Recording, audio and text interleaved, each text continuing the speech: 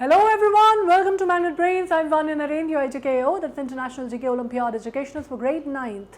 As you can see over here, आज का जो हमारा टॉपिक है, अगेन जैसे मैंने आपको कहा था, जब मैं आपको करंट अफेयर्स पढ़ा रही थी तब मैंने आपको एक बात बोली थी कि कुछ टॉपिक्स होते हैं जो हम मान के चलते हैं जिस पे बहुत ज़्यादा क्वेश्चंस बनते हैं, ठीक है। किसी भी एग्जामिनेशन में, आप किसी भी कॉम्पिटिटिव एग्जामिनेशन में बात कर लें तो कुछ टॉपिक्स, कुछ एरियाज ऐसे होते हैं जिन पे बहुत ज़्यादा क्वेश्चंस बनते हैं, जिसको हम पेस्टल भी बोलते हैं, ठीक है।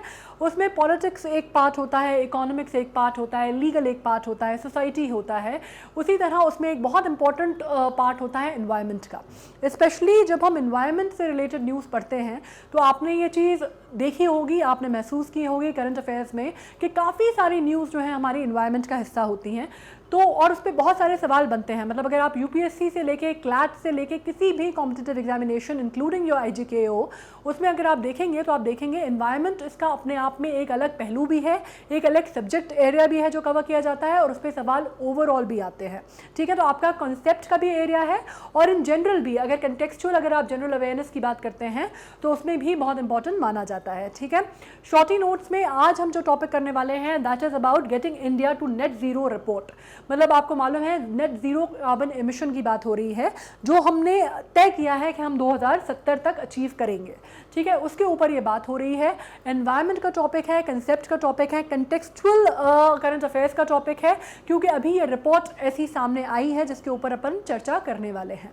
मैग्नेट ब्रेन्स पे यू वेरी वेल नो कि हम एक ऐसा चैनल है जो आपको 100% एजुकेशन देता है, 100% फ्री एजुकेशन देता है, विदाउट एनी चार्जेस और हिडन एजेंडा, है ना। आपको कोई भी सब्सक्रिप्शन फीस नहीं लेनी होती, आपको कोई भी कूपन अप्लाई नहीं करना होता, आपको कुछ भी नहीं करना होता। आपको मिलती है क्वालिटी एजुकेशन और आपके घर बैठे हुए मिलती है। The only task that we give to you is कि हम जितनी मेहनत से पढ़ाते हैं सारे एजुकेटर, सारे एजुकेशनिस्ट, उतनी ही मेहनत आप कीजिए, और अगर आप ऐसा करते हैं तो वी कैन अश्योर कि आपके रिजल्ट बेहतरीन होंगे, ठीक है। So now let's begin with this getting India to net zero report. Alright, जैसा मैंने कहा न्यूज़ में क्यों है, सबसे पहले हम ये समझ लेते हैं। Recently getting India to net zero report was released. It was commissioned by the high level policy commission on getting Asia to net zero. अब आप ये समझ लीजिए कि recently getting India to net zero report जब release हुई है तो वो कमीशन की गई है किसके थ्रू? इसमें बात की गई है हाई लेवल पॉलिसी कमीशन की, getting Asia to net zero, ठीक है। हम एक पूरे कॉन्टिनेंट की बात कर रहे हैं, हम एशिया की बात कर रहे हैं। Of course when I am talking about this, so you know that we are talking about international report. Alright, the report contains new research and modeling and finds that policies to initiate the clean energy transition will be crucial in determining when India achieves net zero emission and how much it could benefit from it. अब मतलब ये एक detailed report है, ठीक है, जिसमें बहुत सारे आयाम पे, बहुत सारे पहलुओं पे चर्चा की गई है और बात की गई है, उसका आकलन किया गया है, और इस बात से ये सामने आई है कि रिपोर्ट कंटेन करती है बेसिकली नई रिसर्च और मॉडलिंग टेक्निक, जिसमें ये बात की गई है कि कौन सी पॉलिसीज हैं to initiate the clean energy transition. सबसे बड़ी बात है, आपको मालूम है that we Indians are actually working towards clean energy transition, जिसमें आपको मालूम है कि इनफैक्ट हमारे बजट में भी इसके बारे में बात की गई है, राइट। आपको मालूम है बायोफ्यूल की बात होती है, आपको मालूम है इलेक्ट्रॉनिक व्हीकल्स की बात हो रही है, जिसमें आपको मालूम है हाइड्रोजन पावर्ड व्हीकल्स की बात हो रही है। तो when we are talking about, हम बेसिकली क्या बात कर रहे हैं, हम बात कर रहे हैं सोलर थर्मल्स की बात हो रही है एनर्जी की, हम बात कर रहे हैं basically renewable sources of energy पे मूव करने की from the non renewable sources of energy, है ना। जो फॉसिल फ्यूल्स वगैरह है उनसे हम रिन्यूएबल सोर्सेज ऑफ एनर्जी की तरफ जाने की बात कर रहे हैं, और कॉस्ट इफेक्टिव एनर्जी की बात कर रहे हैं या क्लीन एनर्जी की बात कर रहे हैं। इसमें एथेनॉल ब्लेंडिंग की मैंने आपसे बात की थी कि पेट्रोल में हम एथेनॉल ब्लेंडिंग की बात कर रहे हैं, राइट। तो ये सारी जो चीजें हैं ये किसकी तरफ इशारा करती हैं? हमारा जो कमिटमेंट है क्लीन एनर्जी को लेके, ठीक है। तो क्लीन एनर्जी ट्रांजिशन को लेके हम बात कर रहे हैं कि वो किस तरह क्रूशल है इंडिया के लिए, और किस तरह वो डिटरमिन करेगा इंडिया का जो गोल है नेट जीरो एमिशन का, उसको अचीव करने के लिए। और वो अगर हम ये अचीव कर लेते हैं in the given span of time, जो कि हमने एक फ्रेमवर्क अपने दिमाग में तैयार किया है, अगर हम उसमें ये अचीव कर लेते हैं तो उसमें ये भी होगा कि उससे हमें एज अ कंट्री क्या क्या बेनिफिट होंगे, ठीक है। मतलब ऑब्वियसली क्लाइमेट के ऊपर तो असर होगा ही, that will be very beneficial to our economy and add to our GDP also, इसके ऊपर चर्चा है। Now let's get to another one. अब हाईलाइट जो है हम देख लेते हैं। सबसे बड़ी बात यह है कि इसमें मैसिव, सबसे पहले तो इन्वेस्टमेंट की बात आएगी, ठीक है। अगर हम नेट कार्बन एमिशन चाहते हैं, जीरो नेट कार्बन एमिशन पे हम आना चाहते हैं, तो सबसे बड़ी बात ये समझते हैं कि जीरो नेट कार्बन एमिशन क्या होता है। क्या इसका ये मतलब होता है कि जिसको हम बोलते हैं ग्रीन हाउस गैसेस, उनका बिल्कुल भी एमिशन बंद हो जाएगा, पूरी तरह से हम उसको खत्म कर देंगे?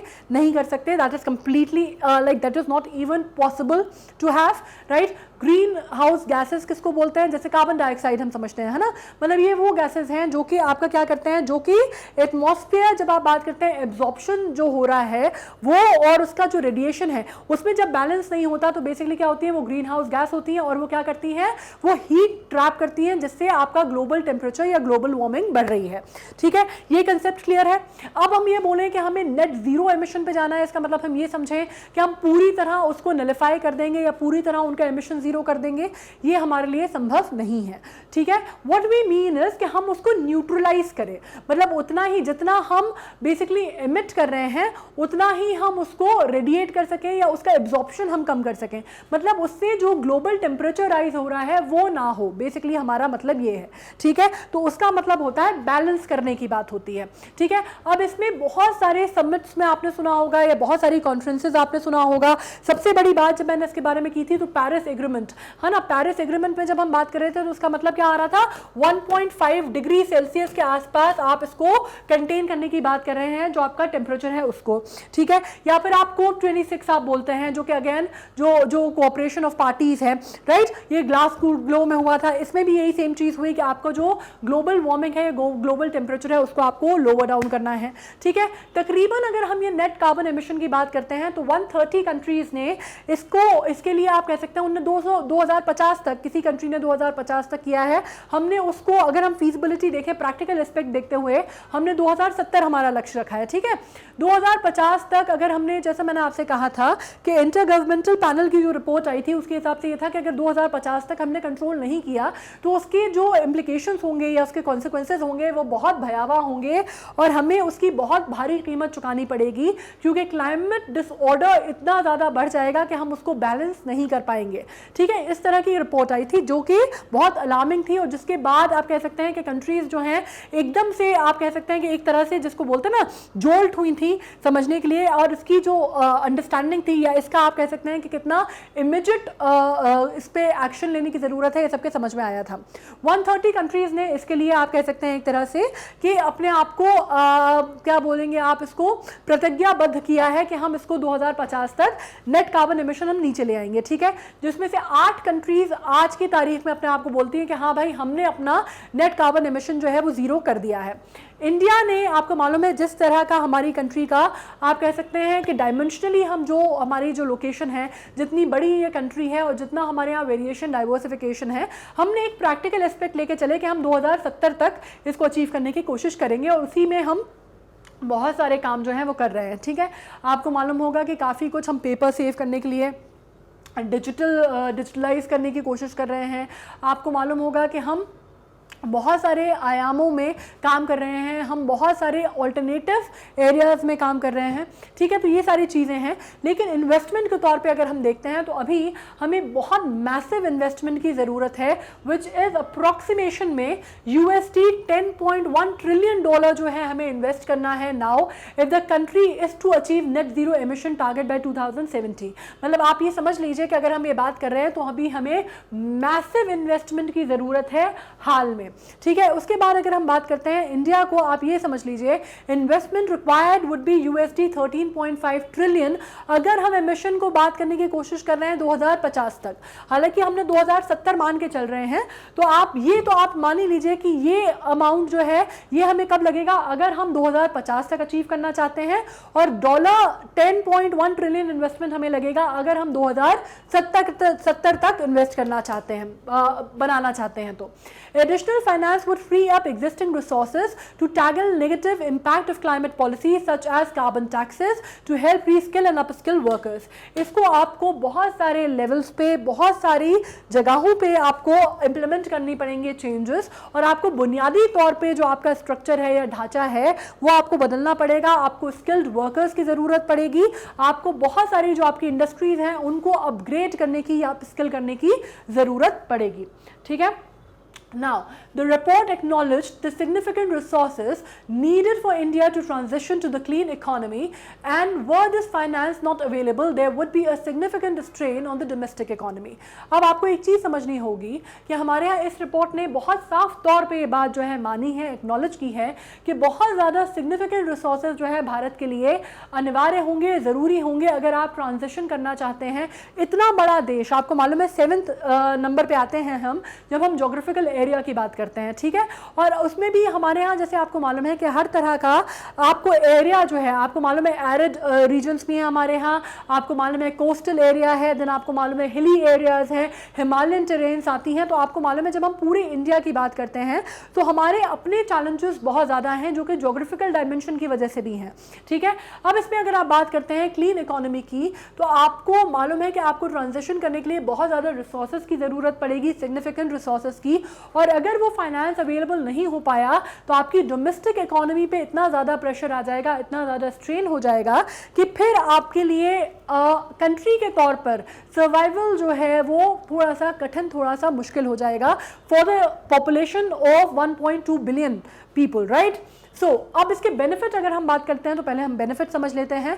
Achieving net zero carbon emission by 2070 अगर हम बात करते हैं तो पहली बात यह है कि अगर हम ये अचीव कर लेते हैं, ठीक है, अगर हम इतना इन्वेस्टमेंट कर पाते हैं, हमें इतने सिग्निफिकेंट रिसोर्सेज हम इन प्लेस कर पाते हैं, हम इन्वेस्ट कर पाते हैं, हम इतने आयाम खोल पाते हैं, इतनी सारी चीज़ों में हम ट्रांजिशन कर पाते हैं, तो उसके बेनिफिट जो होंगे वो भी बहुत दूरदर्शी होंगे। सबसे पहली बात तो ये मान के चलते हैं हम कि आप ये मान लीजिए तकरीबन कि एक जो आंकड़ा आया है उसका कहना है कि 2050 तक तकरीबन हम 20 मिलियन जॉब्स जो हैं और आ जाएंगी हमारे पास, ठीक है। जॉब जनरेशन जो है वो तकरीबन 20 मिलियन जॉब्स के आसपास का जॉब जनरेशन हम मान रहे हैं 2050 तक। तकरीबन जो आंकड़ा आया है एक और रिपोर्ट के हिसाब से उनका कहना है 15 मिलियन जॉब क्रिएशन होगा 2036 तक, ठीक है। तो उसके हिसाब से आप समझ गए हैं achieving net zero could boost India's economy by as much as 4.7% above the projected baseline growth in GDP in terms by 2036, ठीक है। जैसे मैंने आपको कहा 47 नहीं है ये, बेसिकली 36 तक आया है ये, ठीक है। 2036 तक 15 मिलियन जॉब्स आ जाएंगे और 20 मिलियन जॉब्स के आसपास की बात की जा रही है। अंदाजन 20 मिलियन जॉब अप्रॉक्सीमेट की बात अगर हम करते हैं तो वो आ जाएगी आपकी कब तक, 2050 तक, मिड ऑफ 2050 तक ये एक आंकड़ा सामने आया है, ठीक है। अब इसमें एक और बात कर सकते हैं कि जैसे मैंने कहा कि अगर आप by reaching target by 2050 India can boost, हमारा एनुअल जीडीपी जो है वो 7.3% तक बूस्ट हो सकता है। और इस रिपोर्ट के हिसाब से अगर हम देखते हैं तो 20 मिलियन जॉब जो है वो तो 2032 तक ही आ जाएंगी। हालांकि ये थोड़ा सा आप कह सकते हैं कि थोड़ा सा बहुत ज़्यादा कंसीवेबल वो नहीं दिख रहा है, रिपोर्ट का आंकड़ा नहीं दिख रहा है, इसलिए we'll go by this report that says 20 million जो है वो 2050 तक जनरेट हो सकती हैं, ठीक है। ये हमारा जो लोकल जो रिपोर्ट्स हैं, जो लोकल रिपोर्टिंग इकोनॉमी की है, ये उनका आंकड़ा है और ये इस रिपोर्ट का आंकड़ा है। Now nationally determined contribution NDC के हिसाब से देखते हैं। India's nationally determined contribution target set in 2015 जो कि अपडेट हुआ है recently are likely to met early within the next few years through current policies, ठीक है। nationally determined contribution ने 2015 में, जिसको फिलहाल रिवाइज किया गया है, उसने टारगेट किया है जो कि फ्यू ईयर्स में होगा अगर करंट पॉलिसीज के हिसाब से हम वर्क करते हैं तो। पीक एमिशन, एक और चीज़ आप समझ लीजिए कि हम ये बात कर रहे हैं, ये बात एक और अगेन आंकड़ों में आई है सामने कि जिस हिसाब से हम चल रहे हैं फिलहाल, हम बाद में हमारा जो ग्राफ है वो आप समझ लीजिए कि हमारा ग्राफ कुछ इस तरह से चल रहा है, ठीक है। हम धीरे धीरे इसको कम करेंगे, ये बात है कि हम धीरे धीरे 2070 तक आप मानेंगे तो हमारा ग्राफ कुछ इस तरह चल रहा है। 2070 तक हम इसको, मतलब आप मान सकते हैं कि हम इसको कम करने की बात कर रहे हैं, लेकिन 2030 में ये कहा जा रहा है कि हम सबसे ज़्यादा पीक करेंगे, सबसे ज़्यादा एमिशन जो है वो भारत में 2030 में होगा, 30 के दशक में होगा, और धीरे धीरे धीरे धीरे जैसे जैसे हम नीचे आएंगे तो 2040-50 करते करते हम इसको लोअर डाउन कर सकते हैं, ये बात मानी जा रही है, ठीक है। नाउ पॉलिसी चेंज की हम बात कर लेते हैं। Maximizing viable policy options to decarbonize its energy system and economy lead India to net zero emission by mid-century. Maximizing viable policy option, ठीक है, जो भी पॉलिसी ऑप्शंस हमारे पास हैं, अगर हम उस पर वर्कआउट करते हैं और उसको मैक्सिमाइज करते हैं, the options that we have at hand, right, तो decarbonize its energy system and economy could lead India to net zero emission by mid-century, which is of course 2050 we are talking about, ending coal as soon as possible by 2030 and transitioning from unabated coal power by 2040 would be particularly impactful to get India to net zero emission closer to mid-century। मतलब जो एक हमारा आंकड़ा है, जो चीज़ हम actually अभी work करने की कोशिश कर रहे हैं, एज आई सेड कि नॉन रिन्यूएबल एनर्जी से हम मूव करने की बात कर रहे हैं towards the renewable form of energies. ठीक है, तो हम ये बात अगर करते हैं कि अगर हम पॉसिबली कोल को रिप्लेस कर देते हैं from the renewable source of energy, मतलब फॉसिल फ्यूल्स को अगर हम रिप्लेस कर देते हैं to the renewable sources of energy, ठीक है, मतलब अगर हम पॉसिबली 2023 का आंकड़ा मान के चलते हैं, अगर हम एस्टिमेटेड मान के चलते हैं और ट्रांजिशन कर लेते हैं हम अनअबेटेड कोल पावर से 2040 तक, ठीक है, मतलब अभी हमारे पास टाइम है, we have good 18 years to go for it, right. अगर हम 18 साल में अनअबेटेड कोल पावर को रिप्लेस कर लेते हैं तो पर्टिकुलरली इंपैक्टफुल होगा अगर हम इंडिया को अचीव करना चाहते हैं मिड सेंचुरी विच इज 2050। मतलब हमारे लिए फिर थोड़ा सा आसान हो जाएगा अगर हम फॉसिल फ्यूल्स का रिप्लेसमेंट और इफेक्टिव रिप्लेसमेंट ढूंढ लेते हैं तो। नाउ इश्यूज ऑफ कंसर्न क्या है? सबसे बड़ी बात, India need to development and matter of equity need to be considered. सबसे बड़ी बात, जैसे मैंने कहा कि पैसे का इन्वेस्टमेंट बहुत ज़्यादा है और आपको क्या करना पड़ेगा, मैटर ऑफ इक्विटी आपको समझ के चलना पड़ेगा, ठीक है। There is a need to accept and understand that the historical responsibility of emission and climate change lies with the west and the transfer of the finance and technology to developing countries is crucial in this challenge. आपको ये भी समझना होगा कि when we are talking about climate change and when we are talking about climate net zero emission, तो आपको ये समझना होगा कि हिस्टोरिकल रिस्पॉन्सिबिलिटी अगर आप देखते हैं एमिशन की, तो आपको पता चलेगा European countries, America, even China, अगर आप देखेंगे तो उनका बहुत ज़्यादा योगदान, मतलब इनफैक्ट योगदान तो आप नहीं कह सकते, योगदान is quite a positive word, लेकिन उनके ऊपर बहुत ज़्यादा ओनस है क्लाइमेट चेंज का, ठीक है। ये जो क्लाइमेट में गिरावट आई है इसका बहुत ज़्यादा ओनस इनके ऊपर जाता है। और transfer of finance and technologies to developing countries is crucial in the challenge. मतलब और हम अगर बात करते हैं हमारी, क्योंकि टेक्नोलॉजीज या फाइनेंस जो है, क्योंकि हमारी कंट्रीज इकोनॉमीज डेवलपिंग है, तो वो क्रूशियल होगा इस चैलेंज में। नाउ कंक्लूड क्या कर सकते हैं हम, ठीक है, इससे हमने जो बात समझी इससे हम कंक्लूड क्या कर रहे हैं कि India's net zero ambition are important for the global fight against climate change, they can also be the boon for the country's own sustainable and inclusive development. हम ये समझ पा रहे हैं कि obviously when we are talking about, हम देश की बात करते हैं तो हमें मालूम है कि हमारी जीडीपी में बहुत ज़्यादा बढ़ोतरी होगी जो हम देख चुके हैं, बट ऑफकोर्स हमारा इन्वेस्टमेंट भी बहुत ज़्यादा है, तो उसको बैलेंस करना हमारे लिए थोड़ा सा मुश्किल है और हमें अपने इक्विटी और बाकी सारी चीज़ों को कंसिडरेबली देखना पड़ेगा। हमें ये मालूम है कि हमारे यहाँ जॉब एम्प्लॉयमेंट काफ़ी हो सकती है जो कि सस्टेनेबल डेवलपमेंट में, सस्टेनेबल गोल में हमारे लिए मदद कर सकती है, इकोनॉमिक बूस्ट में हमारी मदद कर सकती है। और ऑफ कोर्स अगर हम वर्ल्ड लेवल पे देखते हैं तो अगर कार्बन एमिशन को नीचे लाया जा सकता है, भारत के कार्बन एमिशन को हम नीचे लाने की बात करते हैं, तो जाहिर सी बात है कि पूरी दुनिया में उसका इम्पैक्ट होगा। मतलब कंट्री लाइक इंडिया, अगर हमने अपना नेट जीरो कार्बन एमिशन कर लिया तो वो सबके लिए बहुत ज़्यादा फ्रूटफुल होगा। मतलब ये एक ऐसी चीज़ है जिसपे again and again I tell you कि जब हम कार्बन एमिशन की बात करते हैं या ओजोन डिप्लीशन की बात करते हैं तो उसमें हम ये नहीं कर सकते, जो लाइंस है ना हमने ग्लोब पे खींची हैं, राइट, आसमान पे हम कोई लाइन नहीं खींच पाए हैं, या ट्रोपोस्फेयर में, स्ट्रेटोस्फेयर में जाके हमने कोई डिवीजन नहीं किए हुए हैं, तो हम ये नहीं कर सकते कि भाई कार्बन एमिशन जो है वो अमेरिका से हो रहा है तो सिर्फ अमेरिका के ऊपर की जो हवा है उसको दूषित कर रहा है और बाकी उसका इम्पैक्ट हम पे नहीं आएगा, या ओजोन लेयर अगर अंटार्कटिका के पास की जो है डिप्लीट हुई है तो उसका असर हम पे नहीं आएगा, राइट। सो वी नो कि पूरी दुनिया को ये एक मुहिम एक साथ मिलके इस पे काम करना ज़रूरी है, अनिवार्य है। कोई भी एक देश, एक इकोनॉमी इस पे काम नहीं कर सकती। It is a joint venture where all the countries need to be together and be on the same page, ठीक है। With this we have come to an end of the report जो कि मैंने आपको बताई। आई एम श्योर आपको वो चीज़ समझ में आई होगी। There was nothing very difficult about it. इसके बारे में हम काफ़ी टाइम से डिस्कशन कर रहे हैं, so it must be very clear to you.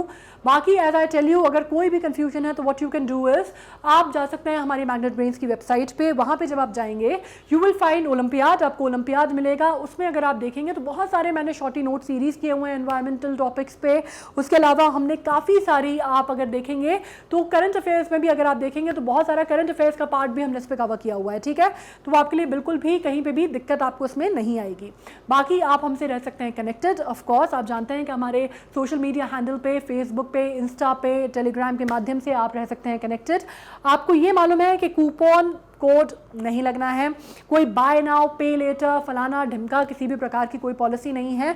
100% free channel है, 100% क्वालिटी एजुकेशन देता है, बिल्कुल फ्री ऑफ कॉस्ट, और हमेशा ऐसा ही चलने वाला है, ठीक है। बाकी हमारे जो भी कोर्सेज चलते हैं, ओलंपियाड तो आप पढ़ ही रहे हैं, पर अगर आपको अपने रेगुलर लाइक क्लासेस के लिए अगर आपको स्पोकन इंग्लिश ठीक करनी है, CBSE पढ़ना है, तो वो भी आप पढ़ सकते हैं। आपको एक ही अम्ब्रेला के नीचे मैग्नेट ब्रेन सब कुछ उपलब्ध कराता है, ठीक है। यूट्यूब पे अगेन चैनल है हमारा जिस पे आपको प्लेलिस्ट मिल जाएगी। इससे रिलेटेड कोई क्वेरी, कोई क्वेश्चन, किसी भी प्रकार का कोई भी आपको संदेह है तो आप क्या कर सकते हैं, कमेंट सेक्शन में लिखते हैं, and you always know that I try to always get back to every question that I get across, ठीक है। On this note I am signing off, you take care of yourself and study very hard. Thank you so much.